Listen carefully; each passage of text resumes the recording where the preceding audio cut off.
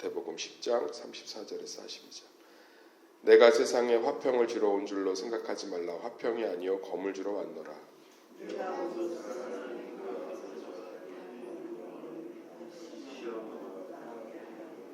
사람의 원수가 자기 집안 식구리라.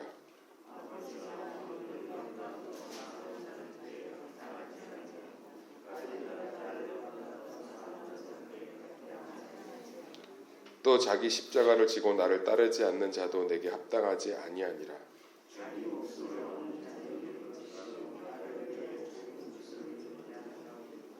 너희를 영접하는 자는 나를 영접하는 것이요 나를 영접하는 자는 나를 보내신 이를 영접하는 것이니라.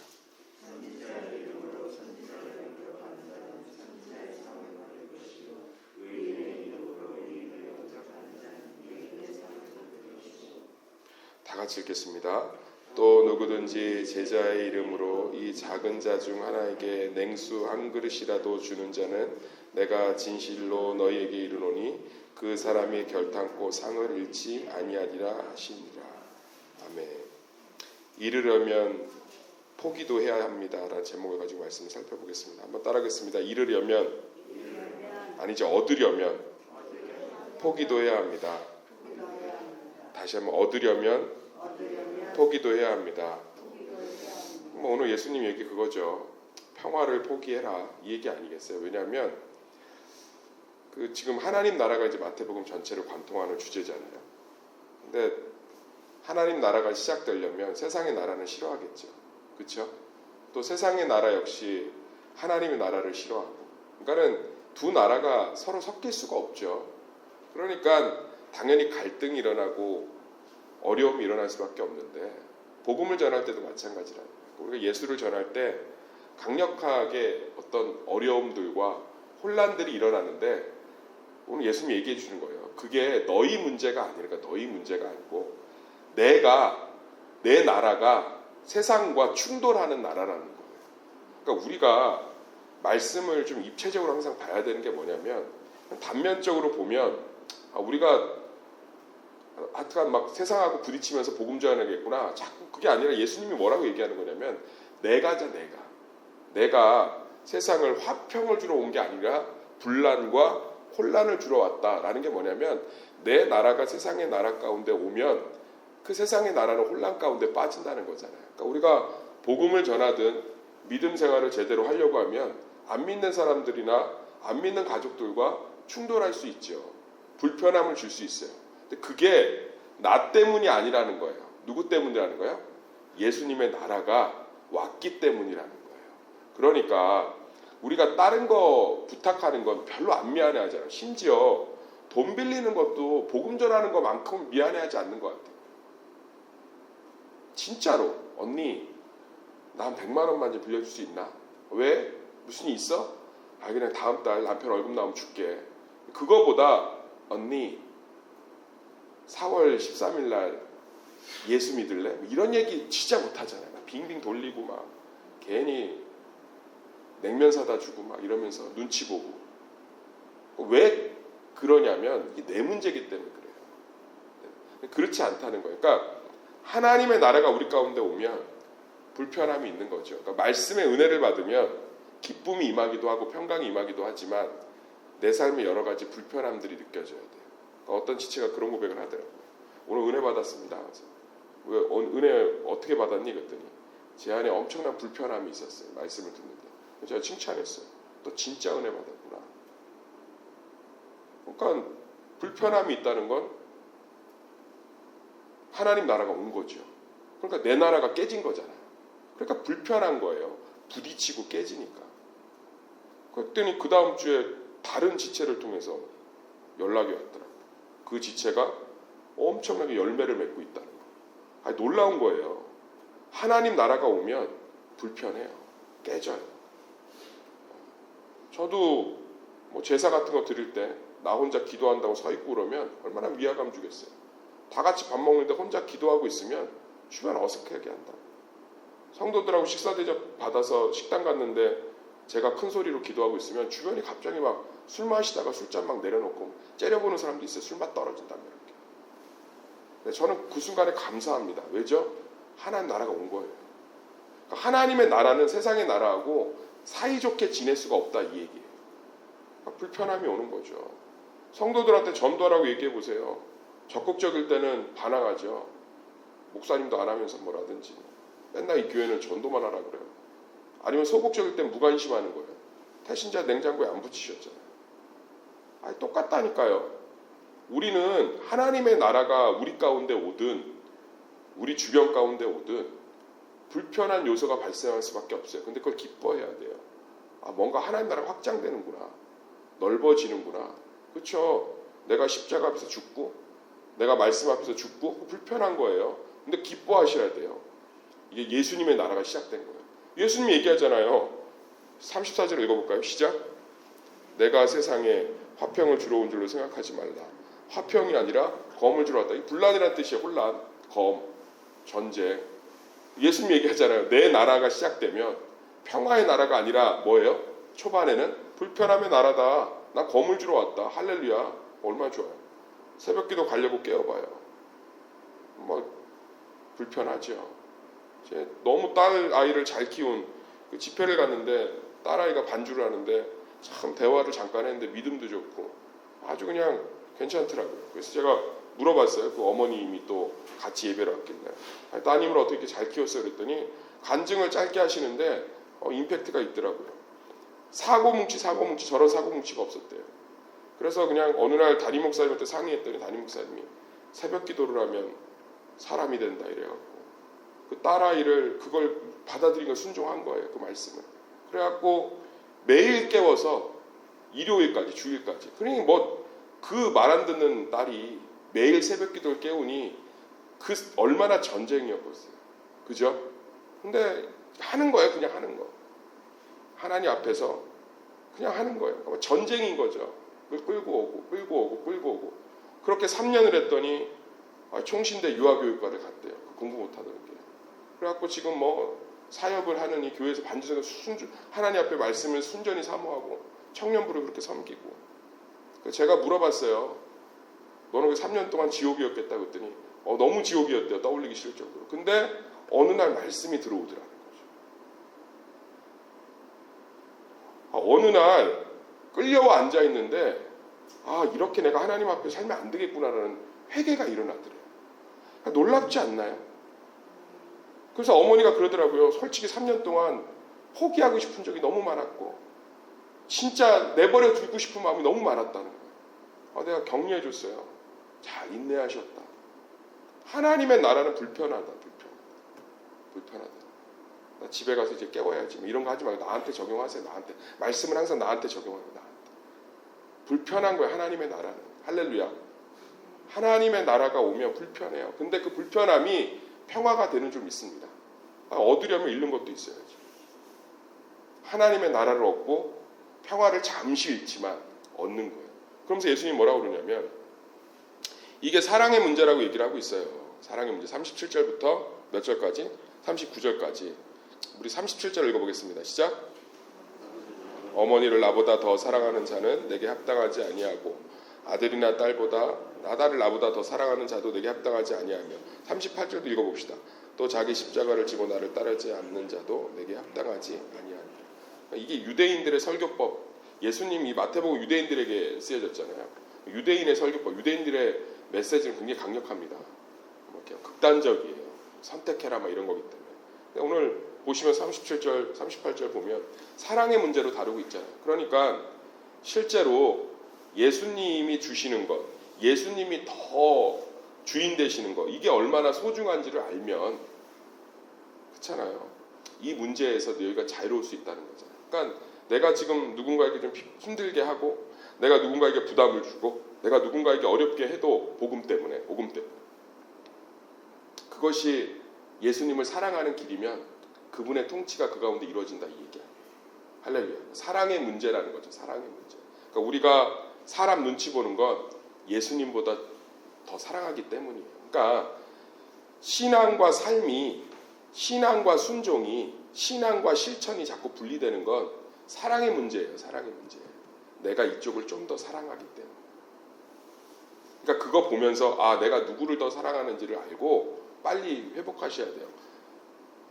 입을 열어서 복음을 전하든 신앙을 권면하든 어느 영역을 더 사랑하는지 생각해야 돼요. 그러니까 저도 마찬가지예요. 지금 이 영혼을, 이 문제를 건드려주지 않고 기다리고 기도하는 게 하나님을 사랑하는 건지, 아니면 지금 이 문제를 드러내주는 게 하나님을 사랑하는 건지, 그 고민을 하시는 거예요, 항상. 제가 오늘 지금 잠깐 와갖고 기도하면서 어떤 한 문제가 있는데 그걸 건드릴까? 아니면 지금 더 기도할까? 어느 게 더 하나님이 기뻐하시고 하나님 사랑인가? 근데 이제 성령 안에서 깨달았어요. 아, 좀 기다리고 기도해 주는 것이 낫겠구나.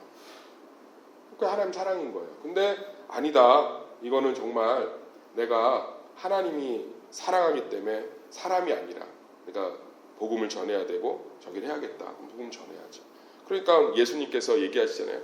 자기 목숨을 얻는 자는 잃을 것이요 나를 위하여 자기 목숨을 잃는 자는 얻으리라. 그러니까 무언가 나 때문에 잃는 건 다 보상해 주겠다는 거예요. 할렐루야. 그러니까는 예수님, 그래 이건 하나님을 더 사랑하는 길이야.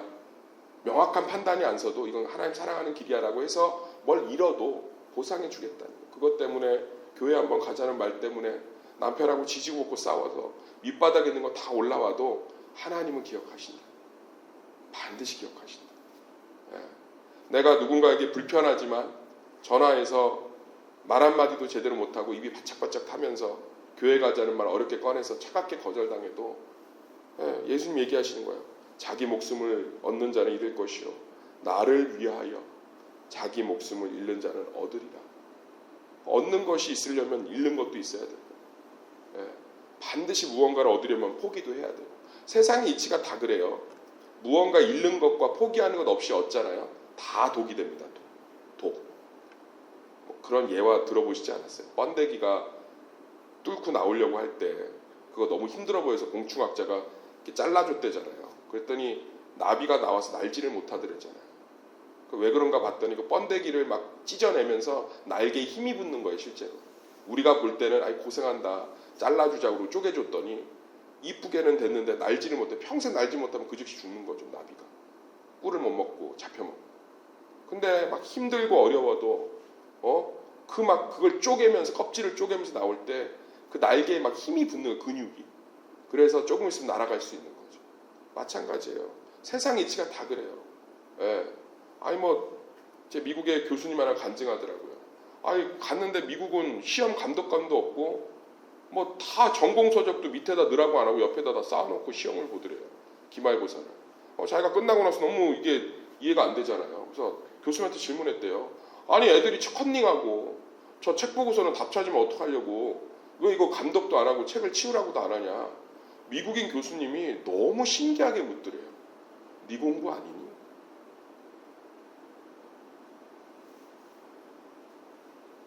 컨닝하고 책 보고 해서 적어내서 점수 받으면 그 지식이 너한테 없는데 뭐 어떻게 살래? 자기가 너무 깨달았다는 거예요. 제가 그 말 듣고 정신 차렸어요. 이게 힘들어도 내 공부가, 그러니까 전 답 잘 안 알려주고 자꾸 본인이 찾아봐라 이런 거 먼저 던져주는 이유가 뭐냐면 자기 거잖아. 자기 게 되는 거잖아. 그러니까 잃는 게 있으면 얻는 게 있는 거고, 포기가 있어야 누리는 것도 있는 거고. 그러니까 우리가 사랑의 문제예요. 복음이 훨씬 더 많은 걸 준다고 생각하면 복음을 위해서 잃으려고 하겠죠. 복음을 위해 포기하려고 하겠죠. 근데 실제로는 복음이 주는 게 더 크지 않다고 생각하니까 다른 것들을 보게 되는 거죠. 우리 새벽 성도들은 복음을 위해서 한번 포기해 보세요. 십자가를 위해서 조금 잃어보세요. 그러면 하나님이 기억하실 줄 믿습니다. 그러면서 40절부터 영접하는 자에게 주시는 보상. 너무 아름다운 표현들이 많이 나와요. 41절이 특히 아름다워요. 시작. 선지자의 이름으로 선지자를 영접하는 자는 선지자의 상을 받을 것이요 의인의 이름으로 의인을 영접하는 자는 의인의 상을 받을 것이요. 선지자는 목숨을 내걸고 말씀을 전하는데 그 사람을 영접 잘 대해주면 그 사람이 그렇게 헌신한 것들을 뭐예요? 똑같이 누린다는 거잖아요. 이거 갖고서는 이런 설교 많이 한단 말이에요. 나 대접 잘해라 막 이런 거. 그죠? 나 이렇게 선지자고 영적인 지도자니까 잘 대접하면 하나님이 기뻐할 거다. 문맥을 좀 살펴보세요. 오늘 전도에 대한 얘기잖아요. 그러니까 여기 나와 있는 영접하는 자, 선지자, 예수님의 누구든지 제자 다 뭐예요? 복음 전하는 사람 도와주면 똑같은 거라는 거예요. 할렐루야. 전도팀 나갈 때 밥 해주고 이러면 똑같다는 거예요. 전도팀 나가는데 그 물품 같은 거 같이 포장해주고 하나님이 똑같이 보겠다. 할렐루야. 얼마나 아름다워. 예? 설교자가 말씀을 전하는데 누군가가 그 말씀을 잘 들을 수 있도록 이렇게 도와주고, 저희 어머니 계시지만 항상 가방에 껌 갖고 다니셨어요. 옛날에 제 기억에 같이 교회 다닐 때. 그럼 누가 졸고 있으면 껌 하나씩 내주신다. 씹으면서 말씀 들어. 그러면 하나님이 뭐라는 거예요? 설교자에게 주시는 축복을 똑같이 주겠다. 아니 놀랍지 않아요? 저는 이런 거 보면 전도한다고 그러면 제가 막 거기서 같이 기도해 줍니다. 속으로. 왜요? 그럼 저는 그 사람 전도의 열매 똑같이 누리는 거예요. 아멘. 예. 오늘 이제 다음 세대가 왔잖아요. 야, 목사님이 자꾸 쌍둥이라서 미안한데 예나냐 예지냐? 예나 맞지? 예지. 찍었는데 틀렸다. 예지 왔는데 저 아이 정말 하나님 앞에서 믿음 안에서 잘 자라기를 기도해주면 내 자녀가 똑같이 축복받는다는 얘기 아니에요. 할렐루야. 아니 이게 너무 아름다워요. 저는. 예. 누가 선교 가는데 거기에 단돈 5,000원에도 쥐어주면서 가서 전도지라도 살아. 똑같다는 거예요. 똑같다는 거.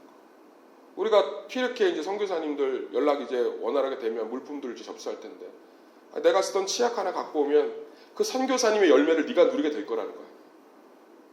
아니 나 막 닭살이 돋고요. 막 너무 감사하고 오늘 어제 말씀 준비하는데 막 너무 행복하더라고요. 우리 교회는 이렇게 서로가 복이 되는 거예요.